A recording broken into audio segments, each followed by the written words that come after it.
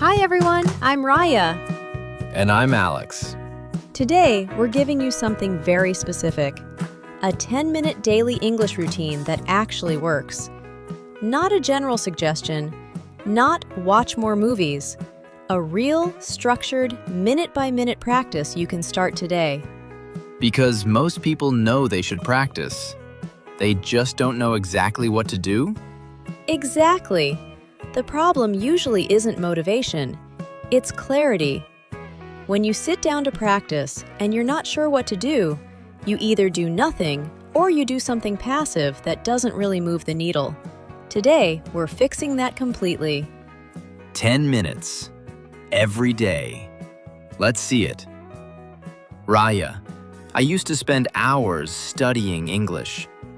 Watching shows, reading articles, scrolling through vocabulary apps. And after months of that, I still froze in real conversations. Why do you think that was? Because none of it was active.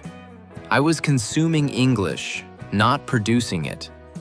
I was a spectator, not a participant. And real conversation requires you to produce, quickly, under pressure, in real time. And passive consumption, no matter how much of it you do, doesn't train that skill. Right. I needed something that made me actually use the language. Every day, even just for a few minutes. And that's exactly what this routine does. 10 minutes of active practice beats 2 hours of passive consumption every single time. Let's show you why. Here's what you need to understand. Consistency beats intensity every time. So 10 minutes every day is better than 2 hours once a week? Significantly. Your brain builds language skills through repetition over time, not through occasional marathon sessions. 10 minutes daily means your brain is engaging with English every single day. It never fully disconnects. The language stays warm, stays active, stays accessible. Like keeping a fire going with small logs rather than one big one that burns out. Exactly that. Small, consistent, daily. That's the formula. And today, we're giving you exactly what those 10 minutes look like. 10 minutes, 5 sections, 2 minutes each. Let's go through each one. Minutes 1 and 2. Listen. What exactly am I listening to? What's what thing doing where hap? What exactly am I listening to? What is the money and the treat things at hap? Where what might listening to? What exactly am I listening to? 2 minutes 1. This was the abunge mention with every people with 2 minutes. From the break minutes of language, just to provide the language frode and language manners. Let's started with mon of rule. From me with me 10 minutes of language all to explore them. From the chapter of 783 kids with mon of rule, that 755 generating changes. Something short and real. A 2-minute podcast clip. A short YouTube video. A scene from a show you've already watched. The key word is short. 2 minutes maximum. And you're not listening passively.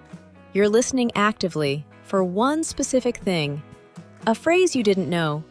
A word used in an unexpected way. One moment that catches your attention. So I'm not trying to understand everything. I'm hunting for one thing. And that focus changes everything. Passive listening washes over you. Active listening builds something. 2 minutes of genuinely focused listening is worth 20 minutes of background noise. Minutes 3 and 4. Repeat. Repeat what I just heard? Yes, out loud. Take the phrase or sentence that caught your attention and say it. Not once, several times. Match the rhythm, the stress, the speed of the original speaker. This is a mini shadowing exercise. Your mouth is learning the physical shape of English, how it actually sounds and feels to say. So if I heard, I wasn't expecting that, I'd say it. Several times. Matching how they said it. Exactly. And you'll notice, after a few repetitions, it starts to feel natural in your mouth. That's muscle memory forming. That phrase is now yours. Minutes 5 and 6. Respond. Respond to what? A simple question. Ask yourself one out loud and answer it. In English, out loud. What did I do this morning? What am I looking forward to this week? How am I feeling right now? 2 minutes of spontaneous speaking. No script, no preparation. Just you generating English in real time. So it's like a mini interview with yourself. And it's harder than it sounds, which is exactly why it's valuable. This is the closest thing to real conversation pressure you can create alone. Your brain has to find words quickly without help. That's the skill real conversation requires. Minutes 7 and 8. Read. How much reading in 2 minutes?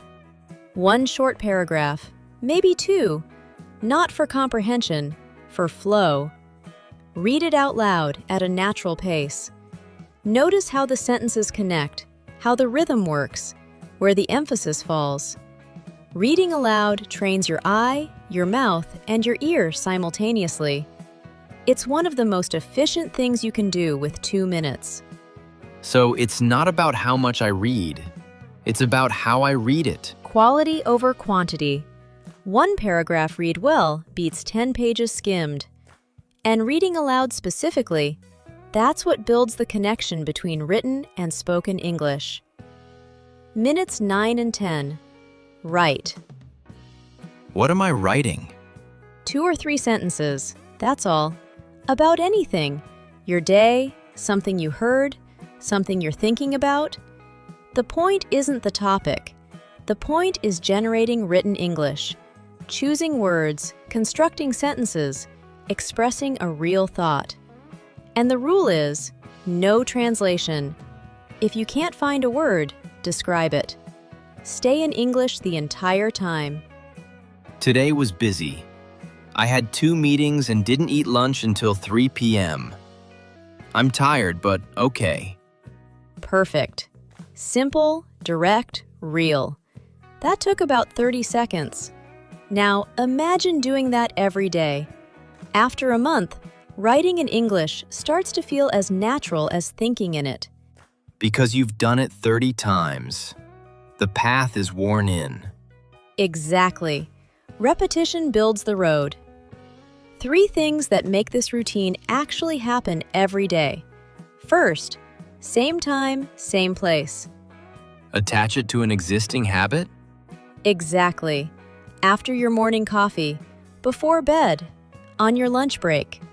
The routine needs a home, a specific time and place that triggers it automatically. Without that anchor, it stays optional. And optional things don't happen consistently. Second, Keep everything ready. Know what you're going to listen to before you sit down. Have your notebook open. Have your timer set. The more friction between you and starting, the easier it is to skip. Remove every obstacle the night before. and third, Track it. Not to measure yourself, just to see the streak. There's something powerful about seeing 20 days in a row. It becomes something you don't want to break. That streak becomes its own motivation. same time, everything ready. Track the streak. Simple, and it works.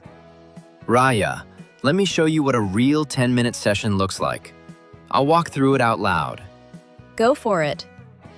Okay, I'm going to listen to a 2-minute clip from a podcast. I heard this phrase I didn't know. I was on the fence about it. It means I wasn't sure. I was undecided. Good. Now minutes 3 and 4. I was on the fence about it. I was on the fence about it. Honestly, I was on the fence about it for a while. Natural. Minutes 5 and 6. Okay, what am I looking forward to this week? Friday. I have dinner with an old friend. We haven't seen each other in months. I'm really looking forward to that, actually.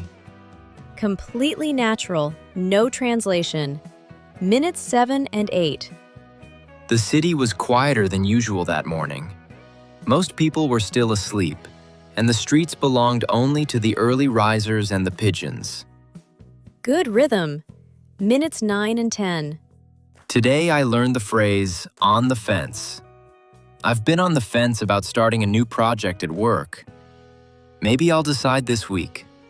10 minutes, 5 skills.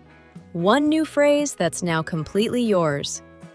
That actually felt really good. And fast. That's the routine. Every day, 10 minutes. That's all it takes. Here's what I want you to remember. This routine isn't about studying English. It's about using it. Every day, in small, specific, active ways. Listen, repeat, respond, read, write. 5 different skills, 10 minutes, done. And after a month of that, 30 sessions, the difference is real. Because you haven't just learned English 30 times, you've used it 30 times. And using it is what changes it from something you study to something you actually have.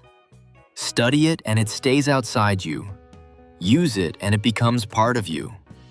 That's the whole point of this routine. Which part of this routine feels most challenging for you? And which one are you most excited to try? Let us know in the comments. And this week, try the full 10 minutes just once.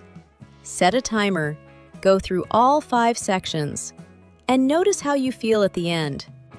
Start tomorrow morning. Same time as your coffee. 10 minutes. 5 sections. That's it. In part 2, we talk about why routines fail and how to build habits that actually last. But first, try this one. See how it feels. We'll see you in the next one. Goodbye, everyone.